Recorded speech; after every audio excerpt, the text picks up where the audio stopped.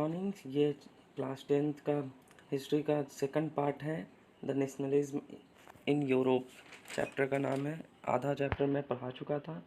आज ये second chapter है। ये पेज नंबर 5 तक आपको हो गया था। आप फर्स्ट पार्ट देख लीजिएगा। ये टॉपिक 3 है, एज ऑफ रिवोल्यूशन।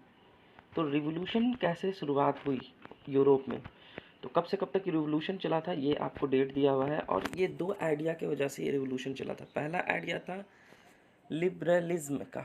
ये होता क्या है, ये होता है फ्रीडम, आज़ादी, इक्वलिटी होना चाहिए सोसाइटी में। और नेशनलिज्म, दूसरा आइडिया था नेशनलिज्म। नेशनलिज्म मतलब तो जानते हैं कि देशभक्त, अपने देश के लिए प्यार, उसको नेशनलिज्म बोलते हैं। तो दो आइडिया जो स्प्रेड करने वाले थे वो कौन लोग थे, तो यूरोप के मतलब इटली, जर्मनी, ये सब के जो मिडिल क्लास वाले लोग थे उन्होंने ही इसको स्प्रेड किया था पूरे यूरोप में। तो हम लोग जानते हैं कि पहले यूरोप में दो ही कैटेगरी था। उसके बाद में एक तीसरा कैटेगरी बना जो मिडिल क्लास का कैटेगरी था। वो डेमोक्रेसी चाहते थे, वो लिबरलिज्म चाहते थे, फ्रीडम चाहते थे, इक्वलिटी चाहते थे। तो उन्होंने दो आइडिया को स्प्रेड करना शुरू किया। इन 1830 में जुलाई रिवोल्यूशन चला और ग्रीक रिवोल्यूशन, दोनों इंपॉर्टेंट है। तो जुलाई रिवोल्यूशन क्या है, जो बॉर्बन किंग थे वे आर ओवरथ्रोन। देखिए फ्रांस में हम लोग पढ़े थे कि जब फ्रांस में बॉर्बन किंग को हटा दिया गया था, फिर दोबारा बॉर्बन किंग आ गए थे, तो फिर उसको फिर से हटा दिया गया। Constitutional monarchy was setups Louis Philippe at its head. अब कॉन्स्टिट्यूशनल मोनार्की ले आया गया फ्रांस में, ठीक है। और कॉन्स्टिट्यूशनल मोनार्की क्या होता है कि कॉन्स्टिट्यूशन, वहाँ रूल, रेगुलेशन, इक्वलिटी भी होंगे और मोनार्की भी होगा, लेकिन सारा जो आपका पावर होगा वो पीपल के पास होगा। इसके हेड किसे बनाया गया था, लुइस फिलिपीन को। रिवोल्यूशन स्टार्टेड इन ब्रुसेल, और ब्रुसेल में भी रिवोल्यूशन स्टार्ट हो गया। ब्रुसेल एक यूरोप का कंट्री है, ठीक है, जगह है यूरोप में ब्रुसेल। वहाँ भी जो रिवोल्यूशन शुरू हो गया था, ये revolution under United Kingdoms of the Netherland. ये ब्रुसेल पे नीदरलैंड, यूनाइटेड किंगडम का कब्जा था। तो वहाँ के लोग नहीं चाहते थे कि कोई दूसरे कंट्री के लोग हम पे हुकूमत करे, इसलिए वहाँ पे रिवोल्यूशन शुरू हो गया। ग्रीक रिवोल्यूशन में क्या हुआ था, ग्रीक इन ऑटोमन एम्पायर। देखिए ऑटोमन एम्पायर क्या है, जो अभी हम लोग तुर्की जानते हैं, तुर्की का एरिया, ऑटोमन एम्पायर बहुत बड़ा एरिया था, एम्पायर था। उसमें तुर्की और कुछ पार्ट ईरान का, इराक का सब आते थे, तो उसको ऑटोमन एम्पायर कहते थे हम लोग। Greek started revolutions in 1821 by the help of the western Europe. Greek में क्या हुआ, रिवोल्यूशन शुरू हो गया 1821 से। तो हेल्प कौन किया था इसका, यूरोप, वेस्टर्न यूरोप के कौन कौन लोग, देखिए यूरोप कंट्रीज, पोएट्स, वहाँ के आर्टिस्ट लोग, उन्होंने हेल्प किया ग्रीक को आज़ादी दिलाने में। उसके बाद यहाँ पे है 1832 में दूसरा पॉइंट है कि ट्रीटी ऑफ कॉन्स्टेंटिनोपोली ये साइन हुआ, ठीक है, कॉन्स्टेंटिनोपोली। ये बेसिकली था क्या कि ये रिकॉग्नाइज किया कि ग्रीक जो है इंडिपेंडेंट नेशन है, ग्रीक जो है इंडिपेंडेंट नेशन है। नेशनलिज्म फीलिंग, अब यहाँ से हम लोग पढ़ेंगे नेशनलिज्म फीलिंग कैसे आए। रोमांटिसिज्म, ठीक है, रोमांटिसिज्म क्या होता है, cultural movement to develop a particular form a nationalist settlement या सेंटिमेंट, ठीक है, सेंटिमेंट। तो जो भी कल्चरल मूवमेंट से हमारा सेंटिमेंट आए, जैसे क्या होता है कि अगर आप उस इलाके का गाना गाइएगा तो उस इलाके से आपका अटैचमेंट बढ़ जाता है। जैसे बिहार है, बिहार में आप भोजपुरी सॉन्ग से लोगों को अट्रैक्ट कीजिए तो जल्दी लोग अट्रैक्ट होंगे in comparison with other song से। तो उसी को बोलते हैं रोमांटिसिज्म। जर्मन फिलोसफर थे जिनका नाम है जोहान गॉटफ्रीड, GOTTFRIED, गॉटफ्रीड है। Claim that the true German culture, उन्होंने क्या किया, ट्रू जर्मन कल्चर लाया। अब हम लोग पेज नंबर 7 में चले जाएंगे। वहाँ discover among the common people, के बीच में वो जो जर्मन फीलिंग है वो कैसे लाया इन्होंने, तो वो फोल्क डांस मतलब कि फोल्क पोइट्री गा करके, फ्रेंच सॉन्ग पे डांस करके के लोगों को इंस्पायर किया कि हमारे नेशन को आज़ादी मिलना चाहिए, जर्मन एक अलग कंट्री है, जर्मन को इंडिपेंडेंस मिलना चाहिए। वहाँ रिवोल्यूशन शुरू हो गया। देखिए इंडिपेंडेंस मतलब ये मत समझिएगा कि एक कंट्री है उस पर दूसरे कंट्री आकर के हुकूमत कर दिए तो वो जो है आपको उसके लिए रिवोल्यूशन हो रहा है, तो वो ऐसी बात नहीं।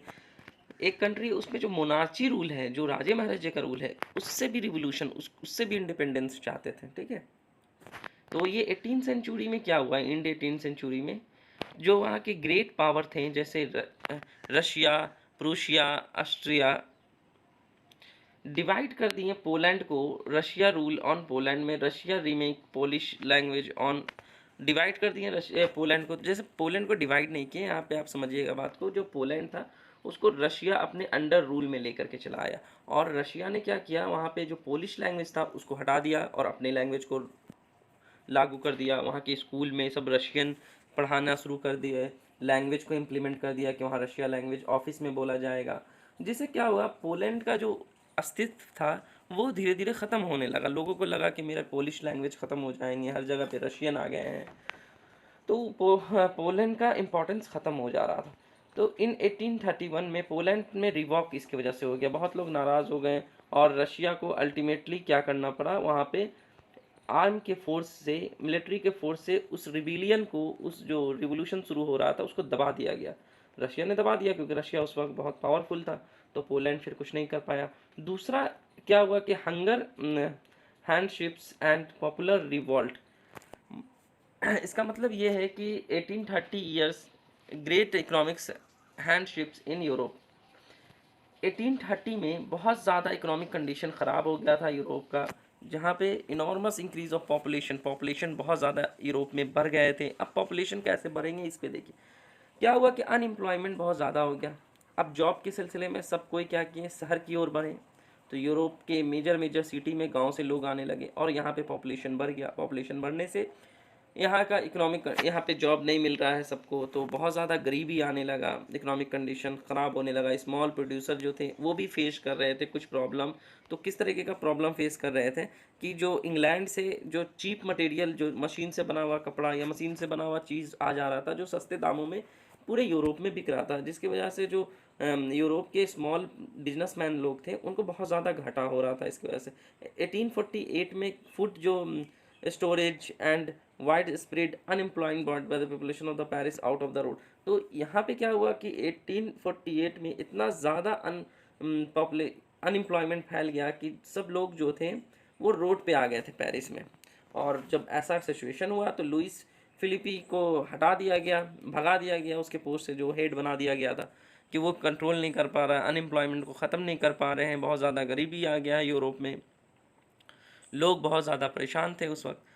अब यहाँ पे हम लोग पढ़ेंगे by the some change occurs, कुछ चेंज उसके बाद लाया गया। अब देखिए लुइस को हटा दिया गया, अब लोगों ने क्या किया, चेंज लाना शुरू किया कि कुछ चेंजिंग लाना चाहिए।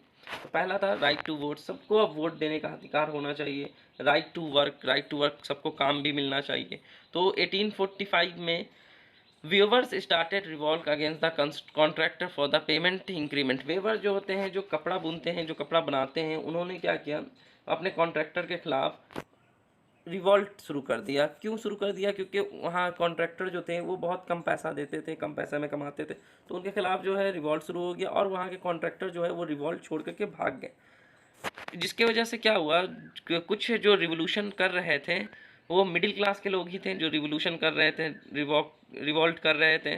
तो वो चाहते थे कि एक नेशन स्टेट इस्टेब्लिश्ड हो, पार्लियामेंट हमारा बने, और हमारी जो ये सब मांगे हैं वो सबको पूरा की जाए। जैसे बहुत कम पैसे में हम लोग काम कर रहे हैं उसको पूरा किया जाए, फ्रीडम मिले हमको, फिर जॉब मिले, इसके सिलसिले में बहुत सारा चीज़ होने लगा। अब यहाँ पे है जर्मन रीजन्स पॉलिटिकल एसोसिएशन। तो जर्मन क्या किए, जर्मन लोग यहाँ पे मिडिल क्लास जो जर्मन लोग थे उन्होंने अपना एक एसोसिएशन बनाया, और एसोसिएशन बना करके इलेक्शन में उतर गए, और जर्मन पार्टी ने क्या डिसाइड किया कि हम लोग जितने लोग भी वोट करेंगे वो किसको वोट करेंगे, तो ऑल जर्मन नेशनल पार्टी को वोट करेंगे। जितने भी वहाँ के मिडिल क्लास के लोग थे जर्मनी में, तो उन्होंने डिसाइड किया कि हम लोग वोट करेंगे जर्मन नेशनल पार्टी को, और जो जर्मन नेशनल पार्टी थी वो जीत गई वहाँ पे जर्मनी में। 831 सीट पार्लियामेंट में आया और जीत गए, और become dominance by the middle classes. और इसमें डोमिनेंस किसका हो गया, मिडिल क्लासेस का, क्योंकि बहुत सारे मिडिल क्लास ने सपोर्ट किया था। और वर्कर और आर्टिस्ट डिमांड नॉट फुलफिल, और वर्कर्स लोग का, आर्टिशियन लोग का डिमांड जो है वो फुलफिल नहीं करने लगे। तो जिसकी वजह से क्या हो गया कि बहुत सारे वर्कर और आर्टिसियन जो उनका सपोर्ट कर रहे थे वो अपना सपोर्ट खींच लिए, और उनका जो पार्लियामेंट था उसको ख़त्म कर दिया गया। By the end of the troops were called the assembly was forced to disband, और उनके असेंबली को ख़त्म कर दिया गया, जो मिडिल क्लास का असेंबली जर्मनी में बना था। देखिए क्या हुआ था कि जर्मनी में पहले मोनार्ची रूल्स था, तो फिर इलेक्शन हुआ, एक कॉन्स्टिट्यूशन बनाने के लिए कहा गया, तो वहाँ पे जो ऑल जर्मन नेशन पार्टी था वो अपना कॉन्स्टिट्यूशन बना दिए कुछ मेंबर को ला करके। लेकिन उसमें क्या गलती हुआ कि वो जो वर्कर को के नीड्स को सेटिस्फाइड नहीं कर पा रहे थे, जिसकी वजह से वर्कर ने अपना सपोर्ट खींच लिया, तो फिर से यहाँ पे वो सिस्टम ख़त्म हो गया, वहाँ पे मिडिल क्लास का रूल ख़त्म हो गया, और फिर से फोर्स जो थे वहाँ के उनका रूल शुरू हो गया।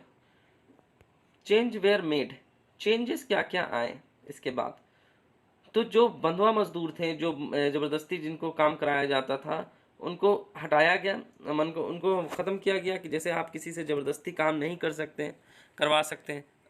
दूसरा कराया गया कि autonomy to the Hungarian, guaranteed autonomy, मतलब ऑटोनॉमी दिया गया टू द हंगेरियन कंट्री को। हंगेरियन एक कंट्री है, हंगरी, वहाँ के लोगों को हंगेरियन बोलते हैं। टॉपिक 5 में आ जाइए, ये पेज नंबर 9 है। The making of Germany and Italy, ये सबसे इम्पॉर्टेंट है, यहाँ से क्वेश्चन आता है कि जर्मनी कैसे यूनिफाई हुआ, मतलब यूनाइटेड हुआ, या इटली कैसे यूनाइटेड हुआ। तो यूनिफिकेशन ऑफ जर्मनी हम लोग पहले पढ़ेंगे।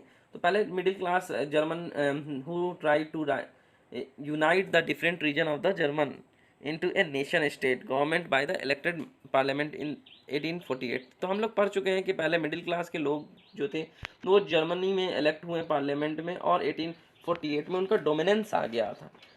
तो उसके बाद पुर्शिया जो है वो सपोर्ट किया लैंड ओनर कॉल्ड, देखिए यहाँ पे एक है कि Prussia supported by the land owners called Junkers. तो ये जो जुंकर्स थे, जो लैंड ओनर्स थे पुर्शिया के, जो जिनका मतलब अमीर लोग थे पुर्शिया में,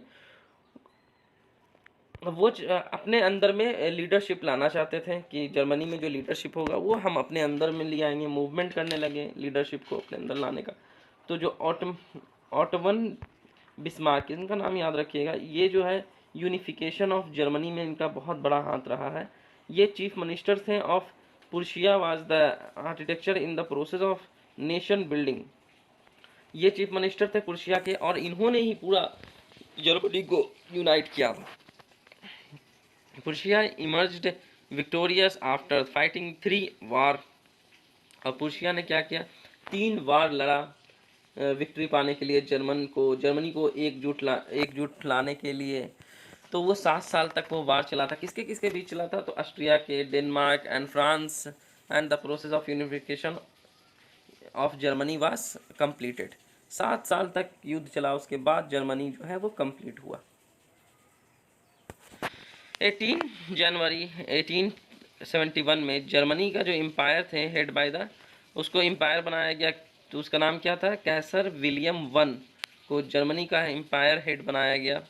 और new Germany empire focused and और न्यू जर्मनी एम्पायर बन गया। और न्यू जर्मनी के एम्पायर ने सबसे पहले किस किस चीज़ पे फोकस किया, तो उस वहाँ के करेंसी पे, बैंकिंग सिस्टम को बहुत ज़्यादा इम्प्रूव किया, लीगल एंड जुडिशियली सिस्टम को भी इम्प्रूव किया।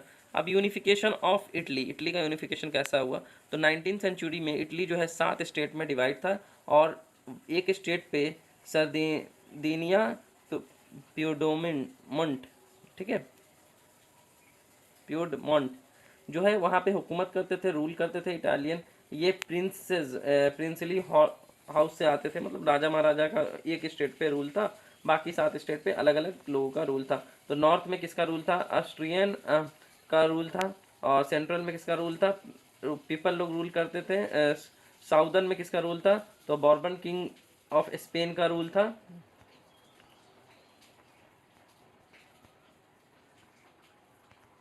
चलिए इटली की बात कर रहे हैं हम लोग। तो इटली पहले 7 स्टेट में बटा हुआ था, और उसके बाद there was many regional language, Italy में बहुत सारे रीजनल लैंग्वेज थे, जिसकी वजह से उसको यूनिफाई करने में, एक जगह लाने में बहुत ज़्यादा दिक्कत आने लगा। तो 1830 में तो ये देखिए आ गया, गुसिपी मजेनी फोर्स्ड किए थे, सीक्रेट सोसाइटी उन्होंने बनाया था, यंग इटली, ठीक है, वो लेकिन फेल हो गया। यंग इटली किस लिए बनाया गया था, तो ये बनाया गया था इटली को यूनिफाई करने, मतलब यूनाइट करने के लिए, लेकिन ये फेल हो गया। फिर चीफ मिनिस्टर ऑफ, यहाँ के जो चीफ मिनिस्टर थे जिनका नाम था कैबोर, ठीक है, कैबोर चीफ मिनिस्टर थे। वो जो एक जगह था जिसपे प्रिंस का हुकूमत था, सरदैनी पोडोमंड, वहाँ के जो चीफ मिनिस्टर थे उन्होंने एक मूवमेंट चलाया यूनिफिकेशन ऑफ इटली का। तो कैबोर जो अलायंस किए, कैबोर ने क्या किया, फ्रांस को भी अपने अलायंस से फ्रेंच को डिफीट किया। फ्रेंच को मिला करके किसको डिफीट किया, ऑस्ट्रेलियन फोर्स को डिफीट किया। अब देखिए, ऑस्ट्रेलियन फोर्स को डिफीट किया और उनके इलाके को कब्जा कर लिया। उसके बाद दूसरा मार्च किए उन लोग साउथ इटली की तरफ, साउदर्न इटली की तरफ मार्च किए, और वहाँ जो स्पेनिश रूल थे, बर्बन स्पेनिश, उनको भी वहाँ से हटा दिया और उसको भी अपने कब्जे में ले लिया। और 61 में इमैनुअल टू ये जो डिक्लेयर किए king of the United Italy, और इन्होंने क्या किया, पूरे इटली पे को यूनाइट कर लिया और रोम को as a capital of Italy बना दिया। कौन? तो विक्टर इमैनुअल टू। तो इटली जो है यूनाइटेड हो गया और रोम उसका कैपिटल बन गया। कब बना? 1861 में। Strange case of Britain. Britain के साथ क्या हुआ, अब यहाँ पे देखिए, सबसे पहले हम लोग जर्मनी के बारे में पढ़ लिए, जर्मनी कैसे यूनाइट हुआ, फिर इटली कैसे यूनाइट हुआ। अब यहाँ पे ब्रिटेन के बारे में कि ब्रिटेन कैसे यूनाइट हुआ। तो there was no British national before, British nation पहले नहीं था 18th सेंचुरी से पहले स्कॉटलैंड में। तो स्कॉटलैंड में क्या हुआ कि जो इंग्लिश पार्लियामेंट थे उसको सीज कर दिया गया, पावर ऑफ मोनार्चीज को। और स्कॉटलैंड के जो राजा महाराजा थे उन्होंने क्या किया कि इंग्लिश पार्लियामेंट को सीज कर दिया गया और इंग्लैंड को बिकम ए नेशन स्टेट घोषित कर दिया गया कि इंग्लैंड जो है वो नेशन स्टेट है, ठीक है। एक्ट ऑफ द यूनियन 1707 में सीज किया गया between the England and Scotland को, इंग्लैंड और स्कॉटलैंड को सीज किया गया और उसको क्या बोला गया, साइन किया गया इंग्लैंड और स्कॉटलैंड के बीच में, और उसको एक ने नाम दिया गया United kingdom of great Britain. देखिए यहाँ पे जो इंग्लैंड जो है वो बहुत तेज़ था, उन्होंने क्या किया कि इंग्लैंड में जो स्कॉटलैंड में इंग्लिश पार्लियामेंट था उसको सीज करके, और वहाँ पे एक साइन किया गया इंग्लैंड और स्कॉटलैंड के बीच में कि ना यहाँ पे ब्रिटेन होंगे और ना स्कॉटलैंड होंगे, यहाँ दोनों पे किसका हुकूमत होगा, तो ग्रेट ब्रिटेन का होगा, ठीक है, United kingdom of great Britain का। अब ब्रिटिश इम्पोज करने लगे कंट्रोल ओवर द पूरे आयरलैंड पे। तो यहाँ से क्या हुआ कि स्कॉटलैंड को ब्रिटेन ने अपने अंदर मिला लिया। दूसरा जो है ब्रिटिश अब आयरलैंड को अपने अंदर कैसे मिलाते हैं, देखिए आयरलैंड में दो कैटेगरी थे, एक कैथोलिक लोग थे और एक प्रोटेस्टेंट लोग थे, दो ग्रुप थे। अब आयरलैंड ब्रिटेन ने क्या किया कि प्रोटेस्टेंट को अपने फेवर में मिला लिया और फोर्सली उन दोनों को लड़वा करके उसको अपने अंदर में मिला लिया, आयरलैंड को ब्रिटेन के अंदर में। अब यहाँ पे क्या हुआ, जब तीनों कंट्री सब ब्रिटेन के अंदर आ गए तो इंग्लैंड को जो है ब्रिटिश, इसमें कौन कौन से कंट्री आ गए थे, इंग्लैंड तो पहले से था, उसके बाद स्कॉटलैंड और यहाँ आयरलैंड को भी अपने अंदर मिला दिए थे और तीनों को कह दिया गया ब्रिटेन। तो इसमें एक ब्रिटिश फ्लैग लाया गया, ब्रिटिश लैंग्वेज लाया गया और ब्रिटिश नेशनल एंथम को लाया गया यहाँ पे। अब टॉपिक 5 और 6 और 7, ये छोटा सा टॉपिक है। टॉपिक 5 में विजुअलाइजिंग द नेशन के बारे में बताया गया है कि जो पर्सनिफिकेशन होता क्या है। पर्सनिफिकेशन होता है कि एक ह्यूमन कैरेक्टर को ऐड करना नन ह्यूमन में। जैसे एक लेडी जो फ्रीडम का सिंबल है, फ्रीडम, आपका लिबर्टी, ये सब का सिंबल है एक लेडी, तो उसी को पर्सनिफिकेशन बोलते हैं। लिबर्टी, जस्टिस, रिपब्लिक का सिंबल है सच एस। अब मीनिंग क्या होता है, तो देखिए बहुत सारा पर्सनिफिकेशन जो है मीनिंग, इसका बुक में आपको पेज नंबर 24 में दिया हुआ है बॉक्स बना करके, उसमें दो सबसे ज़्यादा इंपॉर्टेंट है। अच्छा इसको समझ लीजिए, ये क्या होता है कि अगर रेड कैप पहने हुए रहेंगे तो ये होता है, रेड कैप का मतलब आज़ादी, ठीक है, या आपका ब्रोकन चेन होगा उसका ही मतलब होता है आज़ादी। इसी तरीके से बहुत सारा सिंबल है, जैसे स्वाट का सिंबल है तो लड़ने के लिए हम तैयार हैं। तो फ्रेंच सिंबल क्या था उस वक्त जब फ्रांस में रिवोल्यूशन चल रहा था, तो फ्रेंच लोगों का सिंबल था मारियानी, ठीक है, और जर्मनी में क्या सिंबल था, जर्मेनिया।